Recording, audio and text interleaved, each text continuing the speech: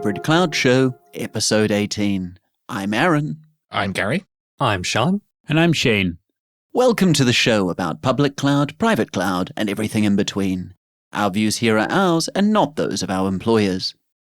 So we're going to start off with a question from Keith. Are cloud certifications worthwhile? So I think Gary has kind of talked about this in a couple of past episodes, but my view is they're useful in as much as they can help you learn when you don't have experience and then get you comfortable and provide structured learning, which some people do like. Outside of that, though, they're not going to help you get a job. Well, they'll help get you past the recruiter, at the very least, I think. And if it's you and 300 other people who maybe don't have the same certs or don't have relevant certs, maybe you're more likely to get an interview. But I just can't imagine any technical hiring manager worth their salt choosing someone with a golden jacket of AWS certs over someone who has some real-world experience. That's fair. Yeah, it is just a little signal, right? Like everything on a CV is a little signal. If you've got no Kubernetes experience, we'll say in the real world, and you're applying for a job that asks for Kubernetes experience, a cert is better than nothing. But experience will trump everything. Well, I think a cert sort of shows what type of learner you are, as in you have the ability to learn the right things to pass an exam. But I don't necessarily see that always translates into real-world experience.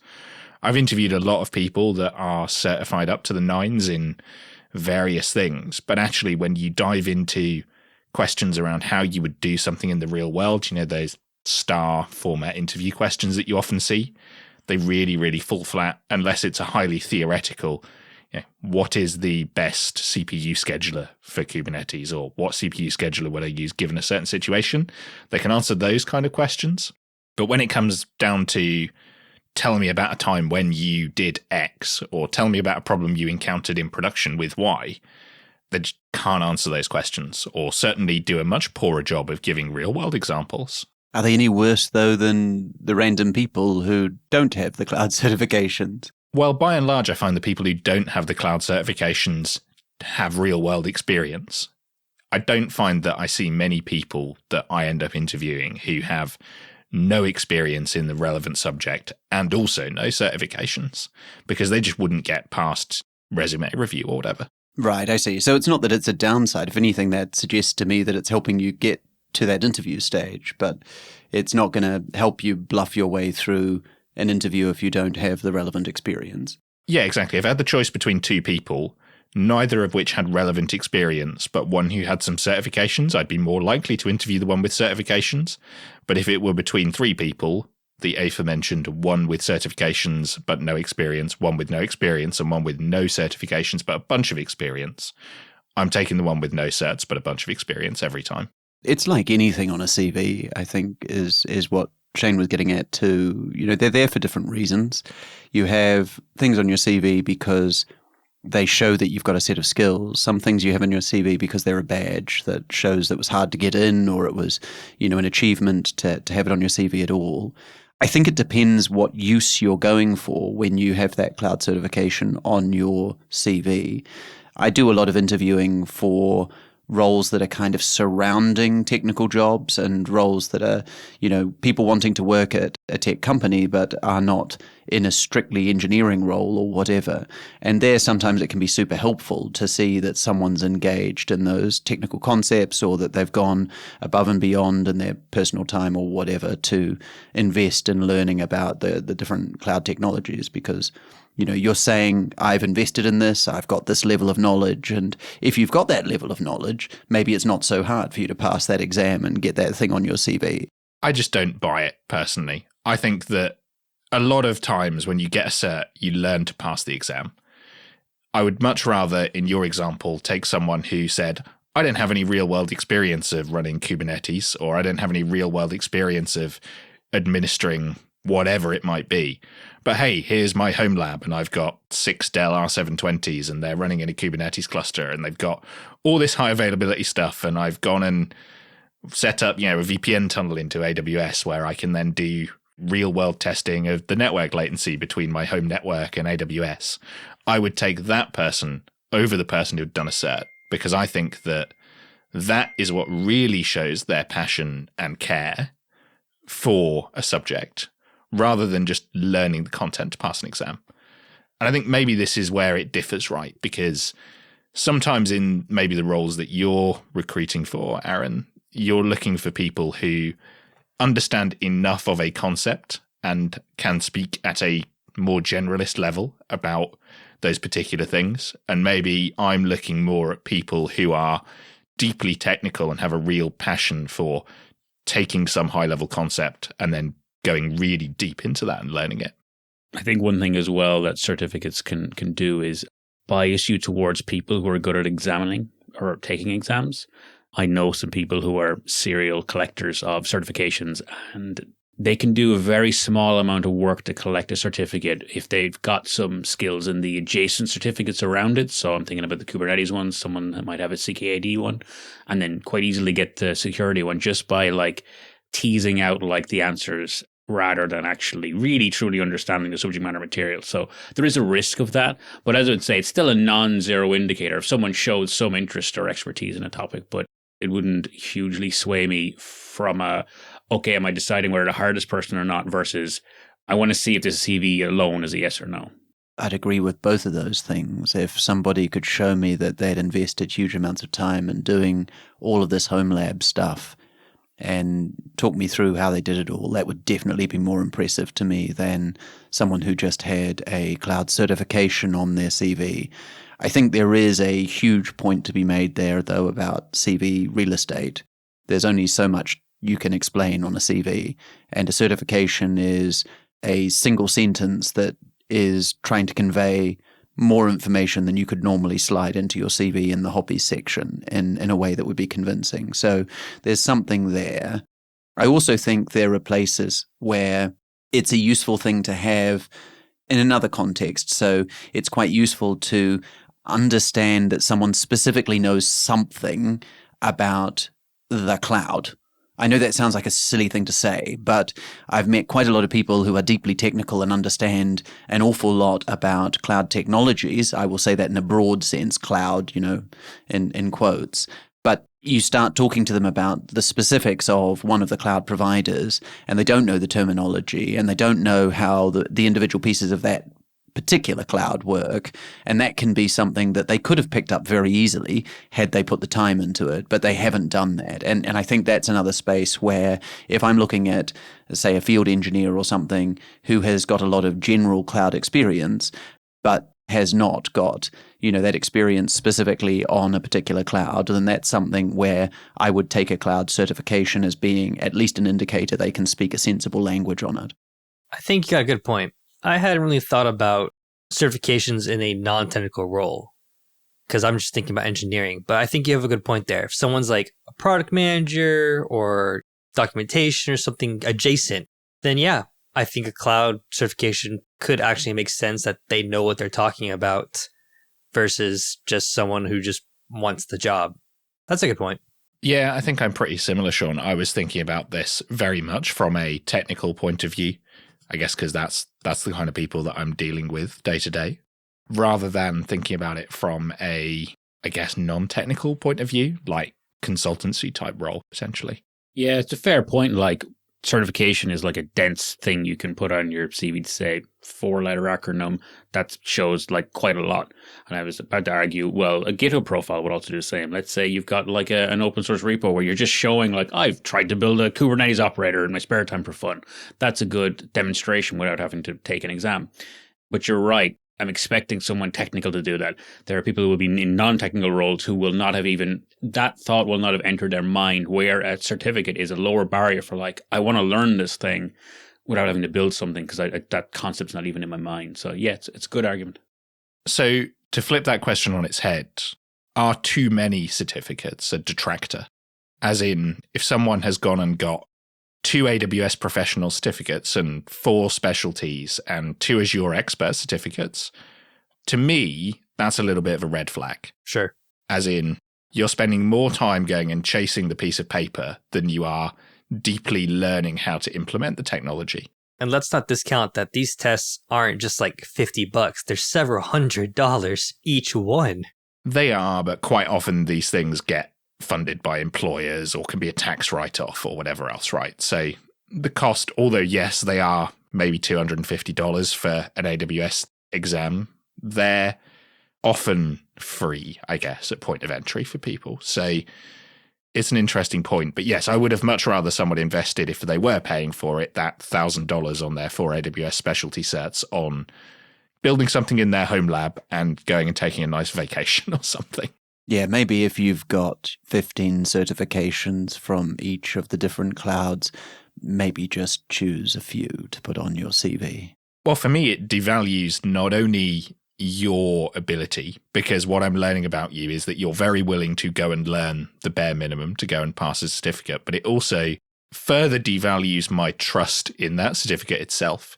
If someone can label themselves as a specialist in data and security and ML and something else, there is something wrong. Like, that certificate is not actually testing if you're a specialist in those areas. It's testing if you're able to answer questions that a specialist might be able to answer, and often a multiple choice, I guess. This is Gary's way of telling us he doesn't believe in jack of all trades. Well, I think there's a broader lesson there around writing CVs, right? So I was told a long time ago that you should always actually have you can call these things different things, but you should have your resume, which is everything you've ever done. And then when you sit down to write your CV for a particular job application, you should be selective in what you take out of your resume to put into your CV for that particular job. And you're telling a story. You're creating an impression in the mind of the person who's reading it of what you are and what you have done. And I think often you end up putting in a good CV things that objectively are not as impressive as other things that you've done, because they balance out that story that you're trying to tell about the job you want to get, maybe to match the job description a bit more effectively or whatever. Yeah, I probably wouldn't go and put my desktop support fundamentals or whatever equivalent cert in my application for a principal cloud engineer. Does I remember the ECDL, the European Computer Driving License, known as one of those? No? I mean, I can guarantee if I did, it wouldn't be on my CV anymore. I find it quite interesting that we've basically only talked about CVs as a benefit to certifications. Are we sort of subtly implying that there's no on the job value to these certifications? It's just a thing to get in the door. I think they give a nice confidence boost, actually. So if you're the type of person who is really suffering from imposter syndrome, and you then can go and pass that really difficult certificate, maybe there's some value there. I think you're probably not taking a certification if you're not already confident that you can pass that certification. And you're probably not even investing in the training materials for a certification unless you're reasonably confident you're already most of the way to that level and you just want to brush up on the content. So it's interesting. I don't know if there's much value in using a certificate as a learning tool. That's a good point. In an earlier episode, I think I mentioned that I was going to study for the Kubernetes developer exam, and I was studying for it. To be honest, I got most of the benefit from just doing the studying materials, and then I never even bothered taking the exam. Like I didn't have anything to prove, and I had no interest in really doing it. But it gave me enough to like, okay, I can play around with this now. I kind of get the concepts. I can muck around in the CLI. And then on the job, I've basically gained all the experience I need. So at this point, it would just be adding unnecessary stress to like prepare for an exam for something that I don't know who I'd be proving it to anymore. And I think for me, I do particularly bad in those exam situations. I start to question what I already know that I know. Even if it's a super entry-level exam that I'm just taking because I want to start climbing that ladder, and it's stuff that I would have known 10 years ago, I still find myself second-guessing the responses, or the questions are written in such a way that it's trying to trick you because there's two answers that could theoretically be right, but one of them is more right than the other one that's also right. So I don't like the mindfuckery of the exam itself, and I don't do well in those situations. So I probably wouldn't pass some of these exams just because I don't do well in that situation, regardless of the fact that I do have the required knowledge to do so. If the pressure was off and it was a mock, I'd probably be okay. Same here. You're giving me some PTSD about some of the exams I've taken in the past, particularly ones where it's like, yeah, either of these things could be the right answer. I don't know. It depends on the context. And those are really frustrating. You never get the full situation set out to you, right? You never get you are this role in this situation, and given these parameters, what is the correct answer? It's always just, you have an EKS cluster. Which one of these is right given a certain technical problem? But you never get the fluff surrounding it that's actually important. Or in other questions, you get 80% irrelevant information, and there's one nugget in there that you have to look out for. It's just infuriating. And I get why it's there. They're trying to get a certain type of person and a certain way of thinking, but I still don't think it proves much. It's okay, Gary. We're just too smart for exams. I'm with you. I don't test well either. I'm a graduate of Home Lab University, where I just learn everything by myself with my own hands, and served me well. School of Hard Knocks. I strangely feel like I've got to come out in support of exams, and that's probably just the devil's advocate in me. But I do think that there is a place for them, and that I think that at least I've often found it gives a structured curriculum, it gives a structured sort of set of knowledge that gives you a goal. And I think it depends on your personality type. But if I'm coming to learn Kubernetes or something, I say this as someone who hasn't actually done the CKD, but if I was going to come and try and get myself to a level where I could understand a concept broadly, and again, that's for a slightly different reason than some of the people who you'd be interviewing, I think, everyone here. But, if I was going to learn that for interest, then that to me would be quite a useful way of bracketing a set of information that I was going to learn, give me a structured set of stuff that I would go away and say, okay, cool, I'm going to cover this sort of concepts and make sure that by the end of this time frame, I know this kind of stuff, and then have an exam to give me the motivation to actually learn that stuff. So I think, for me, I quite like the structure of having a curriculum, having something that I'm going for as a goal, and then a sense of achievement when I get to the end of it, as a way of feeling like I've actually learned something. But I completely see that is a proxy for actual understanding. So, Sean, you recently got back from the Ubuntu Summit, and Canonical graciously paid for you to fly over and attend. What was it like? Tell us more. Man, it was not what I expected. If you want a brief summary of this, I wrote a blog post about it. It'll be in the show notes. But long story short, I was expecting it to be more corporate friendly and selling of services, and it was much more community based than I really anticipated, and I actually really enjoyed it. There were some good talks that were applicable to not just the community but also my interests. A lot of stuff about cloud, how Google's doing direct memory access across their different hosts using TCP/X. There was Canonical and their new Kubernetes distribution. I didn't think that was a thing, but it is. And yes, let me answer your question right now. It does involve snaps. Not sure how I feel about that, but I already run one Kubernetes cluster on Ubuntu, so I might as well try it out, see how that goes. But yeah, and then I've never been to the Netherlands, but that was an amazing experience. We were in The Hague, and it was beautiful, honestly. It is a nice place to go, although I'm not sure that I'd want to spend too much time in The Hague in autumn. It feels like it would be rainy, cold. All of the things I don't want from a place I'm visiting. Didn't rain once, but I did get to go see some other stuff. I did go to like Delft, Amsterdam, flew in there, Schiphol. Nice place. I was actually really impressed that as I was walking around, I did see people like actually wearing, like sporting the Ubuntu swag that they were giving out. And I was like, oh, I recognize him from the pub, or oh, I recognize him from the talk he gave. Microsoft showed up and like in full force. Like they were out there hiring, passing out stickers saying they love open source. They were there for a talk about Rust and how they set up the Rust Foundation to be kind of company agnostic. That way they could preserve the foundation. And the guy was very smart. It was very kind to talk to. I really enjoyed it.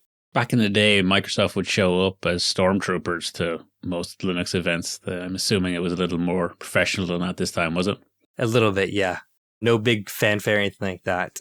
And yeah, again, like they talked about Rust and, they had a product manager there for like, Azure and stuff.